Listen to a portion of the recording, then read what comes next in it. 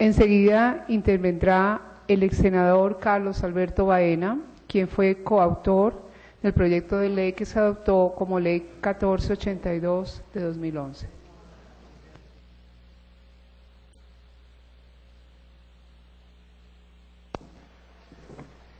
Honorables magistrados y magistradas de la Corte Constitucional, distinguidos asistentes a esta audiencia, en nombre del Movimiento Mira hago esta intervención. Efectivamente, nosotros radicamos en el año 2010, tan pronto nos posesionamos, el proyecto de ley mediante el cual se buscó castigar todo acto de discriminación o de hostigamiento en Colombia contra las poblaciones afrodescendientes del país. Ese fue el único objeto del proyecto. Así quedó aprobado en comisión primera que se diera la penalización de los actos de discriminación. Posteriormente, de la misma forma, se aprobó en la plenaria del Senado, y ya cuando el proyecto comenzó su trámite en la Cámara de Representantes, allí se hizo una convocatoria a una audiencia pública. En esa audiencia pública, pues hubo oportunidad para que todos los sectores pudieran participar, particularmente la población afrodescendiente, pero fue una audiencia abierta. Infortunadamente, solo hubo 9 intervinientes e infortunadamente digo, no se hizo presente en ninguna organización de la población en discapacidad en Colombia. Eso pudo haber sido un factor que influyó para que en el texto del articulado no quedara previsto el tema relacionado con la protección a la población discapacitada. Pero ya desde la audiencia, tanto el gobierno, aquí tengo la Gaceta del Congreso 406 del 10 de junio de 2011, tanto el gobierno como los ponentes coincidieron, según lo planteado por la comunidad judía, la comunidad islámica, con diversos sectores sociales y el mismo gobierno nacional, en ampliar el objeto del proyecto de ley a toda forma de discriminación. No solo, estoy leyendo textualmente, no solo atendiendo a razones raciales y étnicas, sino igualmente por razones de religión, nacionalidad, ideología política o filosófica, sexo u orientación sexual.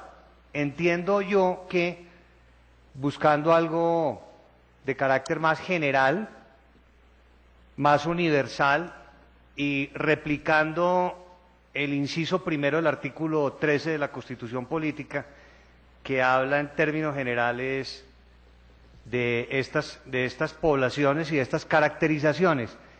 No así frente al tema de orientación sexual. Sin embargo, cuando fui preguntado sobre ese particular como coautor del proyecto, y a pesar de que soy cristiano y a pesar de mi condición religiosa, fui el primero en apoyar que se incluyera ese tipo de discriminación por orientación sexual también. Y de esa forma avanzó el proyecto, se tramitó en Cámara de Representantes y se aprobó finalmente. Frente al proyecto, he de decir que solicito que, bajo ningún punto de vista y con todo respeto a la Corte Constitucional, se declare la inexequibilidad de la norma. Yo creo que esta ley le ha servido al país. Yo creo que esta ley, más allá de cuántos sancionados pueda haber en Colombia, en todo caso ha permitido que se visibilice muchísimo este fenómeno social de discriminación en el país, que es una realidad y de hostigamiento.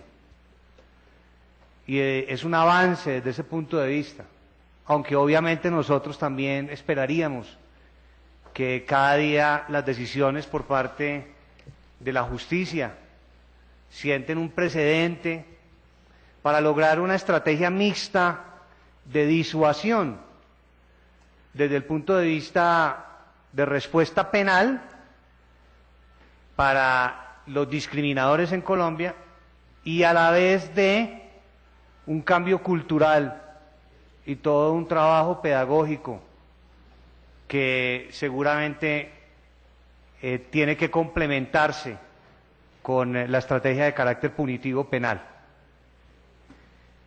Me parece que es importante tener en cuenta que, como quiera que este es un tema de carácter penal,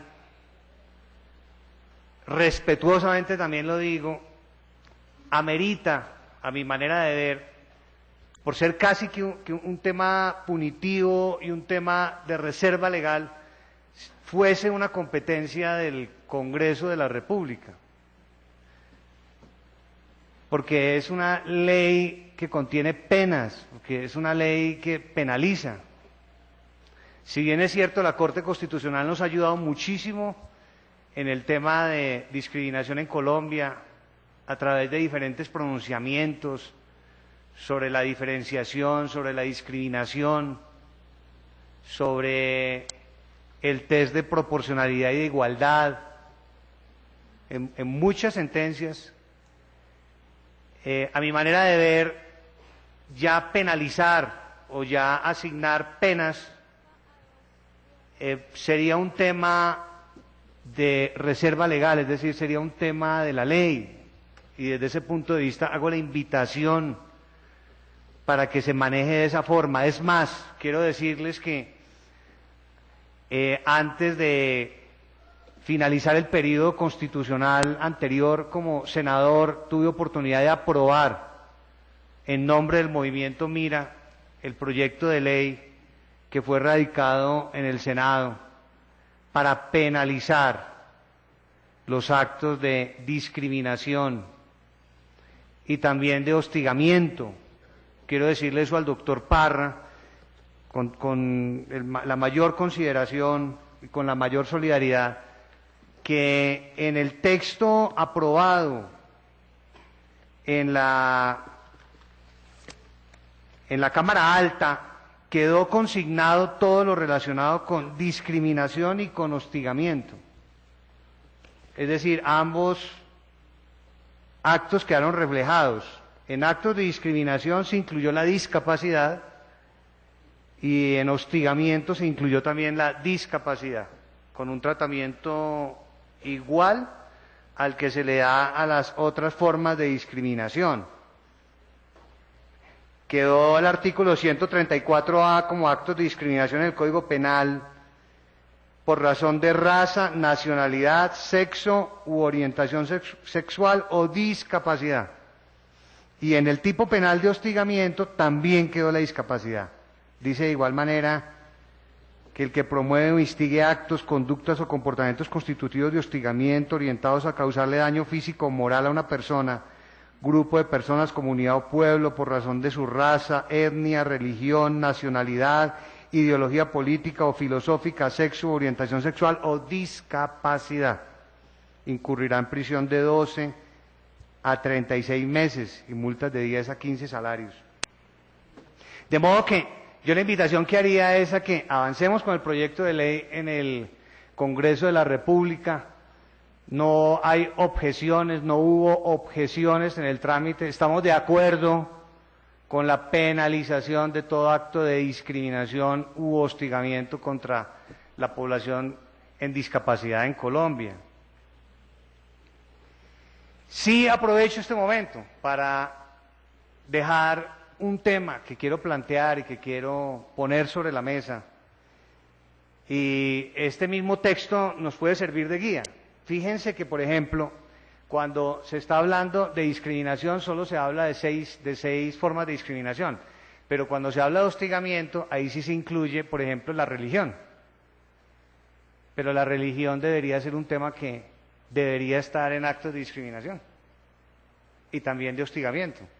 Yo no encuentro una razón válida o lógica justificable para que en el tipo penal de hostigamiento se hable de hostigamiento por religión, pero en el tipo penal de discriminación no se mencione la religión. Pienso yo que ahí no hay sindéresis no es consecuente, y yo creo que eso valdría la pena también que se debatiera ahora en el Congreso de la República. Lo que hemos visto en el desarrollo de esta ley, particularmente yo lo alcancé a plantear cuando discutimos este proyecto de ley de ampliación de la tipificación a la población discapacitada, tanto por el tipo penal de discriminación como por hostigamiento, es que en la Corte Constitucional ha habido sentencias donde se ha desarrollado el concepto de diferenciación y de discriminación, pero en el país eso poco se conoce y la sociedad en general no ha entendido bien estos conceptos. Yo creo que es muy importante y sería un llamado también que haría yo a la Corte Constitucional para que con ocasión de esta demanda que presentó el doctor Parra y que tiene mucha razón de ser,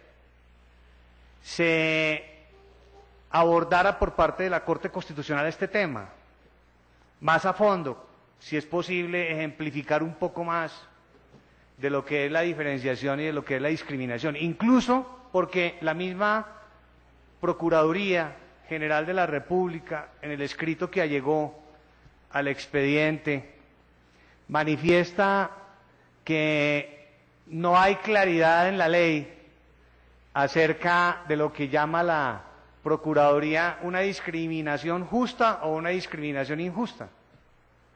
Yo preferiría hablar no de discriminación justa o injusta, sino, como lo ha venido haciendo la Corte Constitucional, de discriminación, que para mí todas las discriminaciones son injustas, y mejor decir de la discriminación y de la diferenciación legítima. Y la Corte Constitucional ha dicho en varias sentencias que la diferenciación procede cuando no existe arbitrariedad y cuando existe una razón de ser de las cosas, o cuando se toma una decisión en la sociedad amparada esa decisión en otro derecho, porque hay que armonizar los derechos. Y ese es el caso, en su momento lo planteé, pero no es el tema de fondo que voy a trabajar muy brevemente, de una convocatoria del Ejército Nacional al cargo de criminalística, suboficial el número 84 criminalística, y ellos en la convocatoria, en el Ejército, dicen una tecnología en criminalística y ciencias forenses y otras, con especialidades en balística, dactiloscopia, topografía, fotografía, grafología, documentología, y dicen los requisitos. Primero, certificar experiencia en la especialidad y tener el título de tecnólogo. Luego dice pasar las pruebas exigidas por la Escuela de Suboficiales, después ser mayor de 18 años y edad máxima de 25. Empiezan a colocar unos requisitos. Y al final dicen estatura mínima 1.65 metros. Nosotros, por ejemplo, trabajamos en el Congreso por la población de talla baja. Entonces ellos podrían decir nos están discriminando, porque nosotros somos de talla baja y medimos 1.40. Entonces, ¿qué discriminación la del Ejército Nacional? Nos están discriminando, porque están diciendo que hay que tener una estatura mínima de 1.65 metros. Y colocan adicionalmente saber nadar. Entonces, fíjense el conflicto y fíjense la complicación y cómo sale uno a explicar esto. Entonces, cualquier cosa que uno diga en este tema es mal, o sea, está mal visto. Si uno dice, no, pero es que lo necesitan en el ejército que sepan nadar, necesitan que tengan una estatura determinada, ahí es donde vienen los conflictos sociales y donde rápidamente se puede decir, no, eso es un discriminador. Está discriminando, aplíquele el Código Penal, inicie el proceso en la Fiscalía, llévelo a la picota pública y acúselo de discriminador. Ahí es donde yo pienso que nosotros necesitamos muchísimo la ayuda de la Corte Constitucional para empezar a decantar el tema, porque eso es lo que está pasando en la sociedad. ¿Cuál es la justificación para que el Ejército Nacional diga esto? Si es justificable o no es justificable. ¿Qué derechos lo amparan? ¿Cuál es la razón? Aplicar eso que ustedes técnicamente han llamado el test de proporcionalidad o el test de igualdad. A nosotros nos pasó con la iglesia a la que yo pertenezco, quien lidera la iglesia, la doctora María Luisa Piraquí, lleva más de 40 años en el servicio religioso. Ella en una reunión privada, no pública, habló de este tema e invocó el libro de Levítico sobre la población en discapacidad y le enseñó a unos predicadores, no de forma pública, sino en una reunión privada, que a la luz del libro de Levítico no iban a subir al púlpito personas en discapacidad, que fue el video que salió en los medios de comunicación. Y de inmediato la tildaron a ella, a la iglesia y, por ejemplo, a los que pertenecemos al movimiento Mira, de discriminadores. Entonces se formó una gran paradoja porque nosotros éramos los autores de la ley antidiscriminación y a la vez éramos los discriminadores. Es una contradicción muy grande. Y ese video fue editado, es decir, no salió la última parte, donde ella decía, pero en todo caso, según lo que el Espíritu Santo nos ha dicho, lo que se diga en la revelación divina, una persona en condición de discapacidad puede subir al púlpito. Eso sí no salió a los medios de comunicación. Entonces esa información fue manipulada y así nos pusieron en la picota pública, no solo a la doctora María Luisa Piraquí, sino a nosotros también, del movimiento Mira, que éramos discriminadores. Y eso tuvo efectos de diverso orden, contra la vida de nosotros mismos, contra la estabilidad de la iglesia y hasta reflejo en la vida política, porque el movimiento Mira, por ejemplo, perdió 3 curules en el Senado a raíz de esto.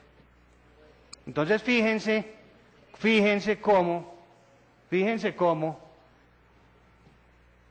cuando llevaron este tema a un juez de tutela, entonces se invocó, usted es una discriminadora, y ella contestó la demanda, la doctora Marisa Piraquí, dijo, no, es que yo estoy amparada por la libertad de cultos, esto está en Levítico, el video completo es este, y entonces el juez de tutela dijo, bueno, tiene razón la señora, la doctora Marisa Piraquí tiene razón, la eximió, la tutela pasó a su segunda instancia, de igual manera confirmó la decisión, quedó completamente eximida, pero nosotros seguimos condenados en los medios de comunicación como discriminadores, porque nadie quiere entender que nos ampara un derecho, que es el de la libertad de cultos, que nos ampara un fundamento, que es la Biblia, que nos ampara un derecho constitucional también, que contra nosotros también puede por religión haber hostigamiento, y hay denuncias por hostigamiento. Pero la gente en el país no comprende esos dos conceptos, que si hay una justificación, que si hay unas razones, que si hay un derecho que ampara una decisión, debe tener protección también del Estado, y protección de las Cortes, protección de la ley y de las autoridades judiciales, de la Fiscalía, de las autoridades penales. Porque aquí tiene que haber garantías para todos, aquí también tiene que haber garantías para quienes son religiosos, para quienes creemos en la religión, y para quienes no creen en la religión, pero para quienes son discapacitados y para quienes no son discapacitados. Todos tenemos que ser protegidos por el Estado y tiene que haber una armonización de derechos. ¿Cuál fue la consecuencia de todo esto? Trataron de quemar iglesias, templos de nuestra iglesia en Colombia, ahí están las denuncias en la Fiscalía. Colocaron grafitis, cada vez que hay una marcha pública en Colombia, dejan el grafiti ahí en la iglesia con amenazas. A los seguidores de la iglesia los despidieron de los empleos, muchos de ellos quedaron despedidos de los empleos. A muchos niños y jóvenes cuyos padres van a la iglesia les han hecho bullying, matoneo en los colegios. De nosotros, ¿qué se ha dicho? Sino burlas y calumnias, imputación de delitos y de todo. Entonces ahora se formó una discriminación religiosa y se formó una guerra entre discriminados. La población discapacitada piensa que nosotros estamos contra ellos y no es así, los defendemos y ya votamos positivamente el proyecto para que sean amparados y protegidos, les garanticen sus derechos laborales. Entonces, ¿cómo vamos a discriminar a una población que merece todo el tratamiento igualitario, como la población discapacitada, que ha sido discriminada, y a la vez, quienes estamos en la religión también hemos sido discriminados, entonces estamos ante una guerra de discriminados. Y yo creo que a ese punto no podemos llegar. Me parece que, entonces, y este es un tema que ya se está también debatiendo a nivel de la Comisión Interamericana de Derechos Humanos, cómo vamos a hacer para armonizar los derechos de todos y cómo vamos a hacer para que en este país se pueda entender lo que es una diferenciación legítima de lo que es una discriminación injusta. Ese es el punto de vista del movimiento Mire. Les agradezco mucho a los honorables magistrados de la Corte Constitucional esta oportunidad. Muchas gracias.